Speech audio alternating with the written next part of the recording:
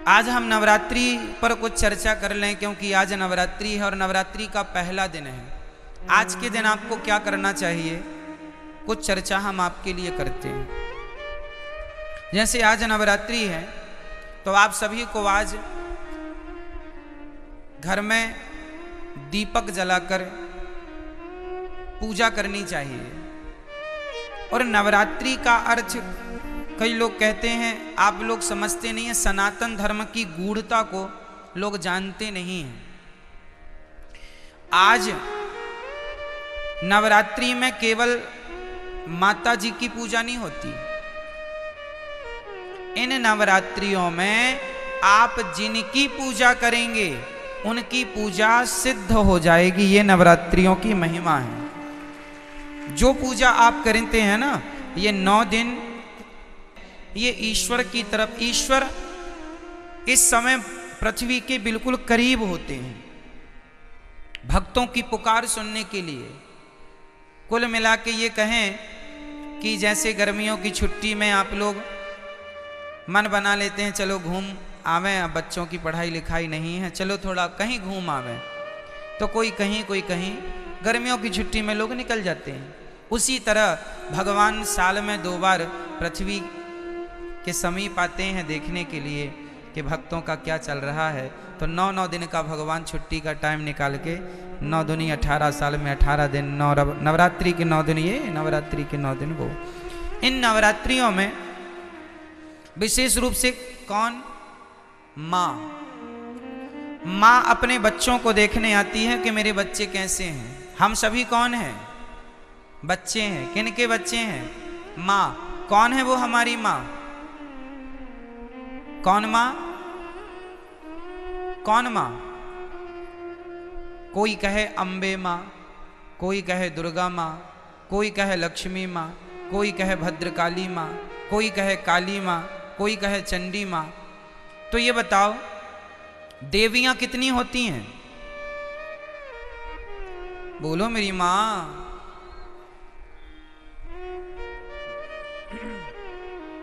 देवियां 9 नहीं होती मेरी माँ, और ना 10 होती। फिर तो 52 शक्ति पीठ हैं, तो 9 ये गिन लो, फिर 52 वो भी गिनो। कामाख्या माता अलग है, ज्वाला माता अलग है, केला माता अलग है, शारदा अलग है। नवरात्रि में 9 में शारदा छोड़ी आती है, 9 में कामाख्या माता छोड़ी आती है। तो फिर 52 वो गिन लो और 9 ये गिन लो, तो फिर ये सब कोई गणना नहीं है। गिनती क्या है वो हम आपको नवरात्रि की सच्चाई आपको बताएंगे। एक्चुअली हमारी माता एक ही माता है, एक ही माता है। कौन सी माता, हमारी सबकी एक ही माता है, जिन माता का नाम है लक्ष्मी माता। उन्हीं लक्ष्मी माता का एक नाम है दुर्गा।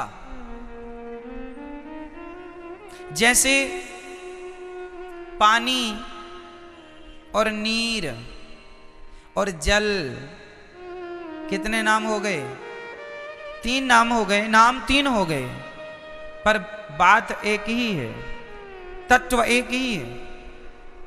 आप कहेंगे पुष्प, सुमन, फूल, एक ही ना बात है,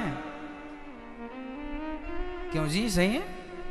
जैसे किसी एक वस्तु के पर्याय अलग होते हैं, पर्यायवाची हैं ये। आकाश को हम गगन भी कहते हैं, आकाश भी कहते हैं, अंबर भी कहते हैं, बहुत सारे पर्यायवाची मिल जाएंगे आपको।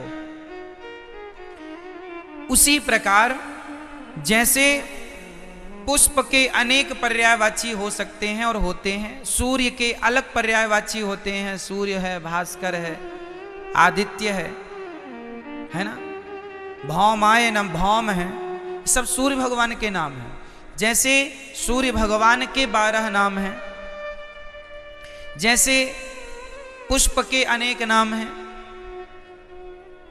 उसी प्रकार से देवी एक है, माता भगवती लक्ष्मी, उन लक्ष्मी को कोई दुर्गा कहता है, कोई भद्रकाली कहता। प्रथमम शैलपुत्री चा, आज शैलपुत्री की पूजा होती। शैलपुत्री मतलब माता पार्वती। शैल मतलब पत्थर की बेटी अर्थात हिमालय की बेटी। प्रथमम शैलपुत्री चा द्वितीयम ब्रह्मचारिणी, कल ब्रह्मचारिणी मैया की पूजा होगी। ये ब्रह्मचारिणी मैया कौन है? कल दूसरे नंबर पर जो ब्रह्मचारिणी मैया है वो मैया है वैष्णवी मैया, जो ब्रह्मचारी रूप में आज भी ब्रह्मचारी है ना माता जी, विवाह नहीं हुआ उनका।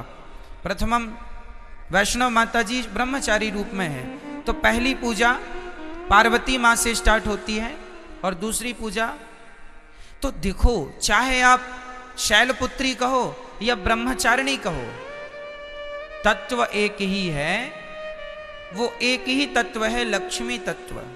भाई ये बताओ, आपकी बेटी को क्या कहते हैं आप? बोलो।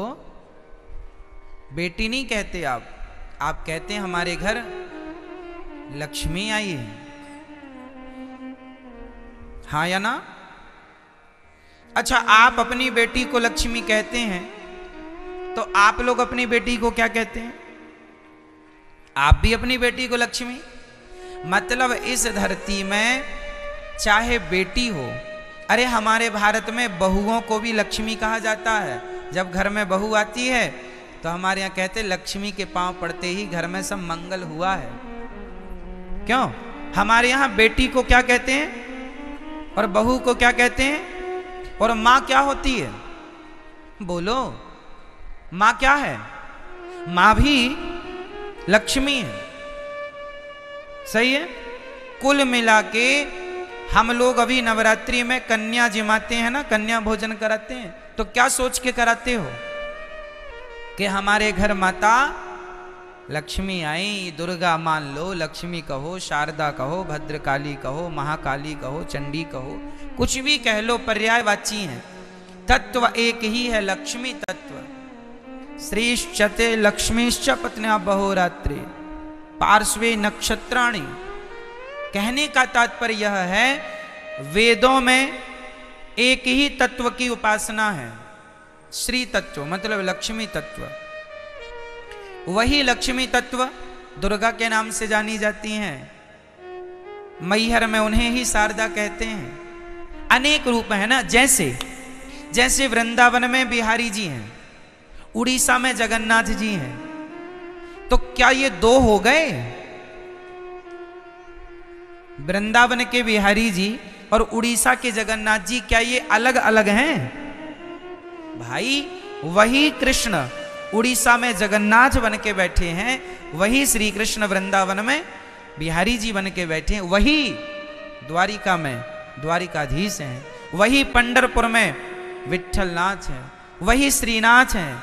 एक ही तत्व, अनेक रूप रूपाय विष्णवे प्रभु विष्णवे। उसी प्रकार एक ही परम तत्व है और वह है लक्ष्मी तत्व। वही लक्ष्मी आज प्रथमम शैलपुत्री चा, आज वही लक्ष्मी क्या बन के पूजेंगी? आज वही लक्ष्मी माता पार्वती बन करके पूजेंगी, जगत जननी कहलाएंगी। आज उनके हम पार्वती स्वरूप का पूजन करेंगे।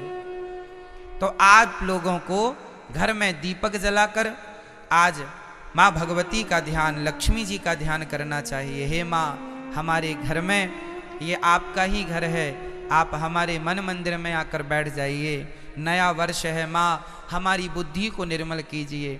हम सदा आपकी सेवा करते रहें, हम सदा आपकी आराधना करते रहें और हमारे घर में ये खुशियों का दिया सदा जलता रहे, ये ज्ञान का, ये भक्ति का दीपक सदा प्रज्वलित होता रहे। आज के दिन आपको राम रक्षा स्तोत्र, नारायण कवच का पाठ करना चाहिए। जो भी पाठ करेंगे, कुछ ना आवे तो श्रीमन नारायण श्रीमन, आप आज श्रीमन नारायण का जाप करें तो वह नारायण का जाप भी सिद्ध होगा। आप यदि ओम नमः शिवाय का भी जाप करें तो आज जो भी जपेंगे वो सिद्ध होगा। आप ओम नमः शिवाय जपें या गंग गणपतये जपें या दुर्गा माता जी का मंत्र जपें या फिर आप श्रीमन्नारायण जपें, जो भी आज जपेंगे, आज मतलब 9 दिन तक निरंतर, वो आपका सिद्ध। इसलिए ये 9 दिन विशेष पूजा पाठ के लिए निकाले जाते हैं। साल भर आप फुर्सत नहीं पाते, समय मिलता नहीं है, 9 दिन का समय निकाल लो और पूर्ण रूप से भगवान के होकर भगवान की शरण में रहो। ये नवरात्रि है, ठीक है। जो आप जपेंगे उसमें आपको सिद्धि प्राप्त होगी। तो इसलिए इन 9 दिनों में बहुत अच्छे से हमें अपना जीवन आनंद पूर्वक व्यतीत करना चाहिए। और यहाँ पर एक संकेत भी है कि दुनिया वालों, नवरात्रि में जिन कन्याओं को बुला बुला कर, पांव धोकर, माहौर लगाकर जिनकी पूजा करते हो, जिन्हें दक्षिणा देकर विदा करते हो, खीर पूड़ी खवाते हो, उन कन्याओं को केवल एक दिन के लिए देवी ना मानो, सदा सदा के लिए नारियों को देवी मान के उनकी सेवा, उनका सम्मान करो। नारी का सम्मान सदा लक्ष्मी मान के आप आज नवरात्रि में एक लड़की का आप सम्मान करते हैं देवी मानकर, और नवरात्रि जाने के बाद उसी नारी का आप अपमान करते हैं, तो ये तो कोई बात हुई नहीं। नारियों का सदा सम्मान बना रहे। देखो हमारे सनातन धर्म में नारियों का कितना बड़ा आदर है, कितना बड़ा सम्मान है। दुनिया के किसी धर्म में, मजहब में नारियों का इतना बड़ा सम्मान नहीं है। हमारे यहाँ भगवान मानकर नारियों को पूजा जाता है, देवी मानकर पूजा जाता है। और केवल नवरात्रि में नहीं, नवरात्रि आई तो नवरात्रि के द्वारा तुम ये मान लो कि भाई ये सदा सर्वत्र पूज्य है। नारी तो सदा पूज्य है, केवल नवरात्रि में नहीं, ऐसा नहीं, सर्वत्र, सब जगह, हमेशा 365 दिन। तो नवरात्रि की बड़ी महिमा है। इन नवरात्रियों का पूजन भागवत जी में आता है कि भगवान श्री कृष्ण के जब जामवंत जी से युद्ध करने भगवान गए, तब उनकी अनुपस्थिति में 9 दिन का द्वारिका में एक महायज्ञ हुआ था देवी जी को प्रसन्न करने के लिए। तो नवरात्रि तो भगवान श्री कृष्ण भी मनाते थे, नवरात्रि तो भगवान श्री राम भी मनाते थे। तो आप सभी को नवरात्रि की लाखों लाख शुभकामनाएं, बधाई, आपका जीवन मंगलमय हो। आज के दिन आप लोग अपने घर में कम से कम एक कन्या को बुलाइए शाम को, और एक कन्या का भोजन कराइए। आज शाम को ही बुला लेना, क्योंकि अब तो 3 बज गए हैं। अब कल से सुबह बुला के कल 2 कन्याओं को खिलाना। पहले दिन एक कन्या को भोजन कराना चाहिए, एक से ज़्यादा भी हो जाए चलेगा, कम से कम एक। पहले दिन हमेशा एक कन्या, दूसरे दिन 2 कन्या, तीसरे दिन 3 कन्या, चौथे दिन 4, 5वें दिन 5, छठे दिन 6, 7वें दिन 7, 8वें दिन 8 और 9वें दिन 9 कन्याओं का भोजन करें। आप नवरात्रि में कुछ लोग व्रत रखते हैं, अच्छा है। जो नहीं रखे हैं वो नवरात्रि के अंत में अर्थात नवमी का व्रत, 3 व्रत तो हमें करने ही चाहिए। नवरात्रि का लोग करते हैं, अच्छा है, परंतु 3 व्रत, पहला एकादशी, दूसरा रामनवमी और तीसरा कृष्ण जन्माष्टमी, ये हम वैष्णवों के श्रेष्ठ व्रत हैं, हम भारतीयों के, ये व्रत तो करने ही चाहिए। तो ये व्रत का अर्थ होता है उस दिन ज़्यादा से ज़्यादा भगवान का चिंतन, और अपने घर में कन्याओं को जरूर बुलाकर उनका सम्मान करके उनको आदर सहित भोजन कराइए, चरण धोइए। और यदि कन्या ना मिले तो कोई बात नहीं, अपनी माँ के चरण धोकर अपनी माँ को श्रद्धा से भोजन कराओ, ये सोचकर कि ये भगवान है, माँ है। माँ, आपके घर में कन्या ना हो तो माँ तो है, तो माँ की चरण धोकर माँ का सम्मान कीजिएगा, ठीक है। ये नवरात्रि में देवी का पूजन, तो देवी, तुम्हारी माँ देवी नहीं है क्या? क्यों? माँ से बड़ी कोई देवी है? इसलिए अपनी माँ। कई लोग ना अभी इस नवरात्रि में तो नहीं, जो अगली नवरात्रि आएगी वो नवरात्रियों में, उस नवरात्रियों में लोग माता जी घर घर बिठाते हैं, हर गली चौराहे में माता जी बैठती हैं ना। हम कहते हैं कि आप मिट्टी की माता जी बनवा के बिठाते हैं, अच्छा है, सम्मान कीजिए, श्रद्धा रखिए, अच्छा है, सब ठीक है। पर वो माता जो मिट्टी की बनी है उन माता में श्रद्धा तो रखिए, पर उनसे ज़्यादा उस माता में श्रद्धा रखिए जो परमात्मा ने बनाई है, जिसे आप अपनी माँ कह के बुलाते हैं। माता, उसका तो असली नाम माता ही है, माँ है। विडंबना तो ये है कि आज लोग मंदिरों में जाके माता जी को तो जल चढ़ाते हैं, माता जी की जय जयकार करते हैं, पर खुद की माता जी भूखी मर रही हैं, खुद की जन्म देने वाली माता प्यासी मर रही है, और आप जय माता दी के नारे लगा रहे हैं। इससे फायदा क्या है ये बताइए। कई लोग ना बड़ी होड़ करते हैं, खासकर नवरात्रियों में। क्या होड़ करते हैं कि उन्होंने भंडारे में 50,000 खर्च किया, हम 1 लाख का भंडारा करेंगे। उस कॉलोनी में 2 लाख का भंडारा हुआ, हम 3 लाख का भंडारा करेंगे। क्या होगा इससे? तुम देवी को खुश कर लोगे? अरे ये ना देखो कि भंडारा कितना बड़ा करना है। ठीक है, जरूरतमंदों को भोजन कराना जरूरी है, ठीक है, कराना चाहिए, अन्नदान श्रेष्ठ दान है। पर ये मत भूलिए कि आप अपनी 50,000 का भंडारा तो आप करा रहे हैं, सबको खिला रहे हैं, पर खुद की माँ बुढ़ापे में अलग बनाकर खा रही है, तो आप कौन सी देवी को खुश कर रहे हैं? क्या आपके इस व्यवहार से आपकी खुद की माँ भूखी मर रही है और आप सबको भरपेट भोजन कराएं, क्या आपके इस व्यवहार से माँ भगवती प्रसन्न हो जाएगी? इसका विशेष ध्यान रखना चाहिए। और हम सभी को इंसानों को भगवान मानना चाहिए। किसको भगवान मानना चाहिए? हमारी माँ भगवान है, हमारे पिता भगवान है, हमारे पति भगवान है, हमारे गुरु भगवान है, हमारे अतिथि भगवान है। जो इनमें भगवान का दर्शन कर लेगा वो फिर पत्थरों में भी ईश्वर का दर्शन कर लेगा। जो इंसानों में ना कर पाया वो पत्थर कभी नहीं पूजता रहे, झूठा पूज रहा है, झूठे ही है ना। कबीर जी लिखते हैं कि पाहन पूजे हरि मिले, पाहन मीन्स पत्थर होता, पाहन पूजे हरि मिले, तो मैं पूजू पहाड़, तासे तो चक्की भली, जो पीस खाए संसार। पत्थर ही पूजना है तो तुम्हारी चक्की भी पत्थर की होती है, उसी को पूज लो, क्योंकि वो तो कम से कम तुम्हें आटा देती है पीस के। पत्थर ही पूजने हैं तो चक्की को क्यों नहीं पूजते? तो पत्थर पूजने की बातें नहीं है हमारे सनातन धर्म में। हमारे यहां मंदिर बाद में बने हैं। सनातन धर्म की गहराइयों को समझना पड़ेगा। कई लोग कहते हैं सनातन धर्म में तो पत्थर की पूजा होती है। ना जी, हमारे यहां पत्थर की पूजा नहीं होती। किसकी पूजा होती है वो मैं आपको आज स्पष्ट कर देता हूं। सुनो, हमारे वेद कहते हैं, पहला वाक्य है मातृदेवो भव, पितृदेवो भव, आचार्य देवो भव, अतिथि देवो भव। ये 4 वाक्य वेद का पहला मंत्र है। ये वेद यहां से शुरू होते हैं। पहली आज्ञा वेदों की क्या है? मातृदेवो भव, मां को भगवान मानकर सेवा करो, ये वेदों की पहली आज्ञा है। पिता को भगवान मानकर उनकी सेवा करो, ये वेद की दूसरी आज्ञा है। अतिथि को भगवान मानकर सेवा करो, ये तीसरी आज्ञा है। और गुरु को भगवान मानकर सेवा करो, ये चौथी आज्ञा है। अब सोचो, ध्यान से समझना, जो व्यक्ति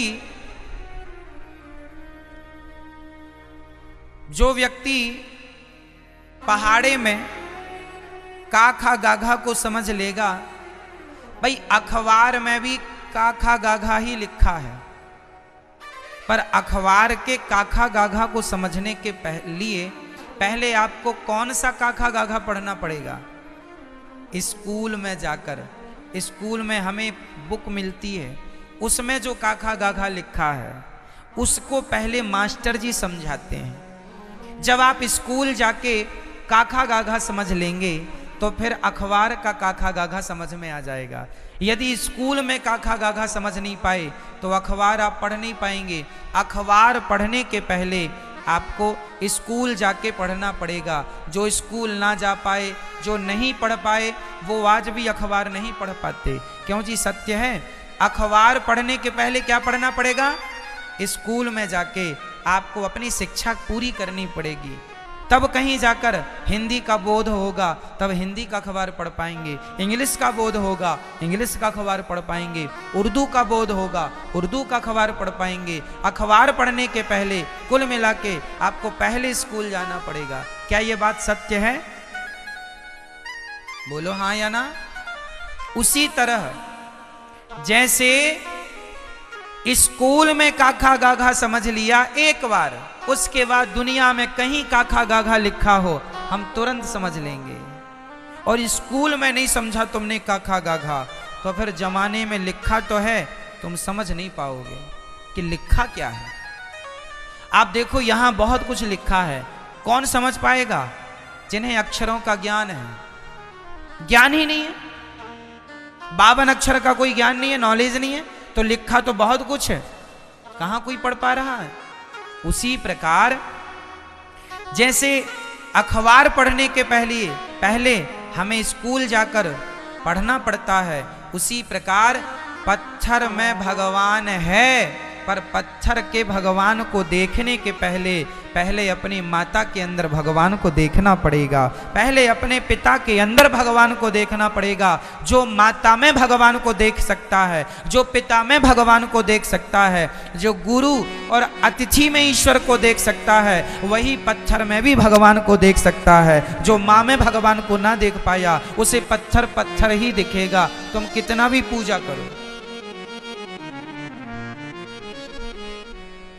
पत्थर है, कहते हैं, कहावत सुना होगी आपने, अनपढ़ के लिए काला अक्षर भैंस बराबर। अनपढ़ के लिए कहावत है काला अक्षर। सुनी कहावत ये वाली कि नहीं? क्या अर्थ है इस कहावत का? अनपढ़ है उसे तो काला काला दिख रहा है। भाई पुस्तक लिया तो अखबार लिया है, बस अब काला काला, क्या काला काला पूत दिया। अरे पगले उसमें बहुत कुछ लिखा, लेकिन क्या करे, अनपढ़ है, काला अक्षर भैंस बराबर। उसे काला नजर आता है, उसे काले में अक्षर नजर नहीं आ रहे क्योंकि पढ़ा नहीं है। उसी प्रकार जिसने अपनी माता में भगवान को ना देखा, उसे तो काला पत्थर ही नजर आएगा, उसे भला पत्थर में भगवान कैसे नजर आएंगे। जिसे माँ में भगवान दिखता होगा, जो चैतन्य वस्तु में भगवान को देख सकता है, वही जड़ वस्तु में भी ईश्वर को देख सकता है। माँ चैतन्य है कि जड़ है? बोलो जोर से। मेरी माँ, पीछे वाली मैया, आज नवरात्रि मौन व्रत तो नहीं है आपका? डे बोले हम चुप्पी टाप रहेंगे महाराज। मां चैतन्य है या जड़ है? जोर से। और पत्थर चैतन्य है या जड़ है? मां चैतन्य है जबकि पत्थर जड़ होता है। तो जो व्यक्ति चैतन्य मां में ईश्वर का दर्शन कर सकता है, जो चैतन्य में भगवान को देख सकता है, वही जड़ में भी भगवान को देख सकता है। जो चैतन्य में ना देख पाया, उसके लिए काला अक्षर भैंस बराबर है। कई लोग कहते हैं ना भगवान कहाँ है, ये सब वही लोग हैं काला अक्षर भैंस बराबर।